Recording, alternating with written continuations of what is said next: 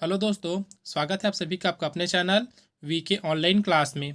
तो आज की इस वीडियो में हम लोग बात करने वाले हैं दोस्तों सीजी टेट 2022 क्वेश्चन पेपर के पहला पेपर में, अर्थात जो सीजी टेट 2022 में एग्ज़ाम हुआ था उसके पहले पेपर के हिंदी वाले भाग का आज हम लोग देखेंगे कि कौन कौन सा क्वेश्चन आया था। तो इसके बेस में दोस्तों आप लोग अपना जो रिविज़न है या फिर तैयारी कर सकते हैं, क्योंकि सीजी टेट के लिए बहुत ही कम दिन बचा है। तो देखते हैं दोस्तों आज का हमारा वीडियो। और अगर आप लोगों ने चैनल को अभी तक सब्सक्राइब नहीं किया है दोस्तों, तो चैनल को सब्सक्राइब करके बेल आइकन प्रेस कर दिए ताकि आने वाले वीडियो की नोटिफिकेशन आपको मिल सके। तो आइए दोस्तों देखते हैं हिंदी पार्ट का कुछ प्रश्न। तो देखते हैं अब हम लोग इसका प्रश्न जो कि 31वें नंबर का है और हिंदी का पहला प्रश्न है। दिया है पीताम्बर बराबर पीला कपड़ा, विशेषण विशेष्य, उसके आधार पर सही विकल्प चुनिए। तो हमको बताना है दोस्तों जो पीताम्बर है वो कौन सा समास है, ये पूछा गया है।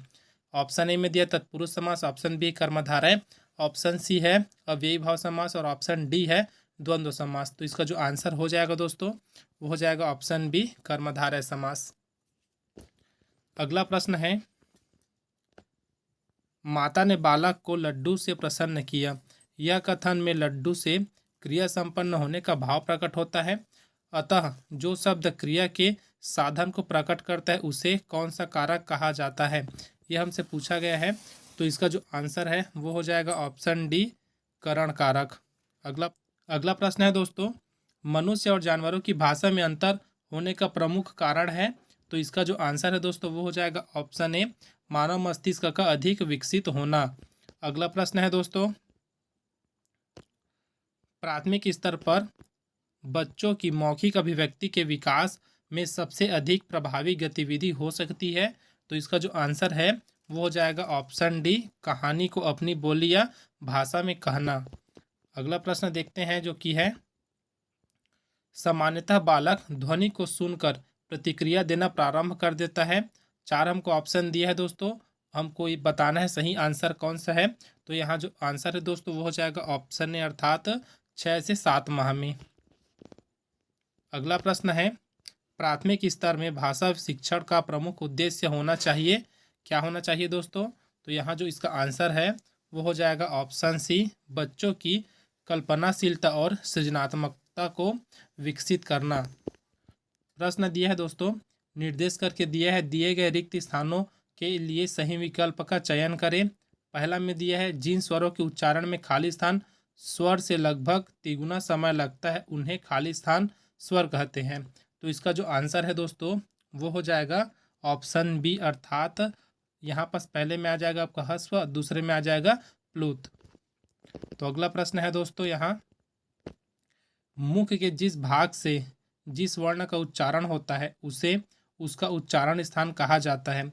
बताइए उ प वर्ण वर्ग का उच्चारण स्थान निम्न में से कौन सा है। ठीक है दोस्तों, तो क्या बताना है, उ दिया है, फिर बड़ा उ दिया है, फिर प दिया है। तो इस वर्ग के ठीक है क्या है, तो उच्चारण स्थान निम्न में से कौन सा है। तो यहाँ चार ऑप्शन हमको दिया गया है, इसका जो आंसर हो जाएगा वो हो जाएगा ऑप्शन ए ओष्ठ। अगला प्रश्न देखते हैं, निम्नांकित में से पर्वत का पर्यायवाची चुनिए। ये हमको दिया गया है दोस्तों पर्वत का पर्यायवाची। ये इसका जो आंसर है दोस्तों वो क्या किया गया है, व्यापम द्वारा विलोपित किया गया है। तो इसका आंसर आप लोग को पता हो तो कमेंट बॉक्स में कमेंट करके ज़रूर बताइएगा कि इसका आंसर क्या है। अगला प्रश्न देखते हैं दोस्तों, प्रश्न है निम्नलिखित में से पानी का पर्यायवाची शब्द नहीं है। तो कौन सा पानी का पर्यायवाची शब्द नहीं है, तो ऑप्शन बी लिया गया है सर। अगला प्रश्न है, पहली बार स्कूल आने वाले बच्चे कोरी स्लेट होते हैं जिस पर सूचनाओं और ज्ञान भरना स्कूल का दायित्व है। इस कथन की पुष्टि के लिए तथ्य है। तो इसका जो आंसर है दोस्तों वो हो जाएगा ऑप्शन ए, यह प्रचलित मान्यता है जो लगभग सत्य है। अगला प्रश्न है दोस्तों, गरिमा कक्षा 2 में पढ़ती है, वह हर शब्द का उच्चारण अशुद्ध रूप से करती है। महिमा उसकी शिक्षिका है, वह बहुत ही संवेदनशील है। कक्षा के प्रत्येक बच्चे को वह बहुत प्यार करती है, उनकी गलतियों पर डांटती नहीं बल्कि प्यार से समझाती भी है। महिमा के प्रयास से गरिमा धीरे धीरे शुद्ध उच्चारण करना सीख गई है। इससे यह सिद्ध होता है कि गरिमा की प्रारंभिक अवस्था में उच्चारण दोष होने का कारण रहा। तो चार ऑप्शन हमको यहाँ दिया है और जो इसका सही आंसर है वो हो जाएगा ऑप्शन बी ज्ञान का अभाव। अगला प्रश्न है, स्कूल की भाषा और घर की भाषा में अंतर होने से क्या होता है दोस्तों, ये बताना है। तो इसका जो आंसर है वो हो जाएगा ऑप्शन सी, भाषा सीखने में बच्चों को समस्या होती है। अगला प्रश्न है, कौन सा प्रश्न कक्षा में बहुभाषिता को परिभाषित करता है। तो इसका जो आंसर हो जाएगा दोस्तों वो हो जाएगा ऑप्शन डी, माँ को अपनी अपनी भाषा में क्या कहते हैं। अगला प्रश्न है, प्राथमिक स्तर में पढ़ने का अभिप्राय है। तो प्राथमिक स्तर में पढ़ने का अभिप्राय क्या है दोस्तों, तो इसका जो आंसर है वो है पढ़कर अर्थ ग्रहण करना। ये क्या है, तो प्राथमिक स्तर में पढ़ने का अभिप्राय है। अगला प्रश्न है दोस्तों, निम्नांकित में से कौन सा प्रश्न बच्चों की भाषाई क्षमता के विकास में सबसे अधिक सहायक है। तो कौन सा है दोस्तों, इसका आंसर हो जाएगा ऑप्शन ए, अर्थात बछड़ा अपनी माँ के पास कब गया, उसने अपनी माँ से क्या क्या बातें की होगी। प्रश्न है दोस्तों, देखते हैं अब। दिया है प्रश्न, नीचे दिए गए शब्दों में से किस शब्द में उपसर्ग नहीं है। तो ऑप्शन बी हमारा सही हो जाएगा दोस्तों, अर्थात निंदा में क्या है, तो उपसर्ग नहीं है। अगला प्रश्न है, प्रभावपूर्ण भाषा में वाक्यांशों का अपना महत्व होता है।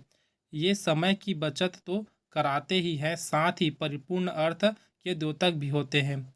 इस दृष्टि से जो कभी बूढ़ा ना हो, इस वाक्यांश के लिए एक शब्द होगा। तो क्या होगा दोस्तों, इसका आंसर हो जाएगा ऑप्शन डी, अर्थात अजर। अगला प्रश्न है, बच्चे लिखने में गलतियां करते हैं क्योंकि, क्या कारण है दोस्तों कि बच्चे लिखने में गलतियां करते हैं। इसका आंसर है दोस्तों ऑप्शन ए, लिखने की गलतियां बच्चों के सीखने का प्राकृतिक हिस्सा है। अगला प्रश्न है, मूल्यांकन का सही अर्थ हो सकता है। तो मूल्यांकन का सही अर्थ क्या हो सकता है, हमको ये पूछा गया है। तो इसका जो आंसर है दोस्तों वो हो जाएगा ऑप्शन सी, अर्थात बच्चों की कमियों को जानना।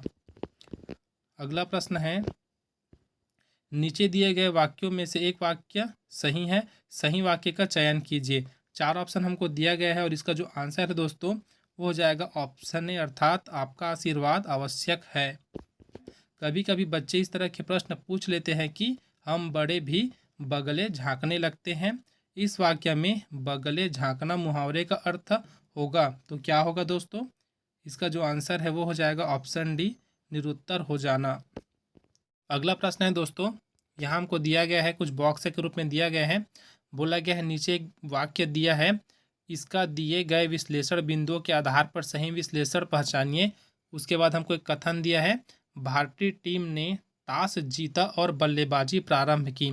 उसके बाद हमको दिया गया दोस्तों, ऊपर में हमको एक बॉक्स दिया गया, इसी के आधार पर आपको क्या करना है, आंसर निकालना है। तो इसको आप लोग स्क्रीनशॉट करके अच्छे से पढ़ सकते हैं दोस्तों। और इसका जो आंसर है वो हो जाएगा ऑप्शन बी, अर्थात जो ये वाला लाइन दिया है ये हमारा सही हो जाएगा। देखते हैं अगला प्रश्न जो कि दिया है, निर्देश दिया है दिए गए में से सही विकल्प को चुनिए। ठीक है दोस्तों, तो हमारे पास 4 ऑप्शन दिया है, उसके बाद इसको क्या कर दिया गया है, पूरा तोड़ दिया गया है। फिर उसके बाद बताना है कि क्या सही है चारों में से। तो इसका जो आंसर है दोस्तों वो हो जाएगा ऑप्शन सी, जो चक्की लिखा है उसका यहाँ पास क्या किया गया है, पूरा इसको तोड़ के लिखा गया है कि किस प्रकार से लिखते हैं। तो स्टार्टिंग आपको देख सकते हैं दोस्तों, पहले लिखे आधा च, फिर अ, फिर आधा क, फिर आधा का, उसके बाद बड़ा ई। तो इस प्रकार आपका बनता है चक्की। तो ये आंसर हमारा सही हो जाएगा। अगला प्रश्न है, तत्सम शब्द अपनी भाषा के मौलिक रूप में बिना किसी परिवर्तन के प्रयुक्त होते हैं, जबकि तद्भव शब्द अपना रूप बदल देते हैं। इस कथन के परिप्रेक्ष्य में अक्षत शब्द का तद्भव रूप होगा। ठीक है दोस्तों, क्या करना है, तो हमको अक्षत का शब्द है उसका तद्भव रूप बताना है कि क्या होगा। तो इसका जो आंसर है दोस्तों वो हो जाएगा ऑप्शन डी, अर्थात अक्षत। अगला प्रश्न है, निम्नांकित में से कौन सा शब्द सदैव स्त्रीलिंग में ही प्रयुक्त होता है। 4 ऑप्शन आपके पास है और इसका जो आंसर है दोस्तों वो हो जाएगा ऑप्शन ए, बनावट। अगला प्रश्न है, किस वाक्य में विश्लेषण संबंधी अशुद्धि नहीं होती। तो कौन से वाक्य हैं दोस्तों जिसमें क्या है, तो विश्लेषण संबंधी अशुद्धियाँ नहीं होती। तो इसका जो आंसर है दोस्तों वो हो जाएगा ऑप्शन सी। अंतिम का जो 3 प्रश्न है दोस्तों अपठित गद्यांश के रूप में दिया गया है। तो इसको पढ़ने के बाद इनका आंसर देना रहता है। तो इसको मैं नहीं बता रहा हूँ दोस्तों कि कौन कौन क्या है, आप यहाँ से इनको पढ़ सकते हैं, फिर अपने मन से इसका आंसर ले सकते हैं। 58 नंबर का है, 59वें नंबर का है और 60वें नंबर का है। तो यहाँ पर 3 क्वेश्चन जिसको मैं छोड़ रहा हूँ। और ये क्या है दोस्तों, तो अपठित गद्यांश के रूप में आप लोग यहाँ से पढ़ करके इसका आंसर ले सकते हैं। एक बार स्क्रीनशॉट करके इसको अच्छे से आप लोग पढ़ सकते हैं। तो इस प्रकार दोस्तों आज का हमारा 30 क्वेश्चन यही कंप्लीट होता है। वीडियो अगर आपको हेल्पफुल लगा हो तो वीडियो को जरूर लाइक करें, साथ ही अपने दोस्तों में जरूर शेयर करें। अब मिलते हैं दोस्तों अगले वीडियो में। इस वीडियो में बने रहने के लिए आप सबका बहुत बहुत धन्यवाद।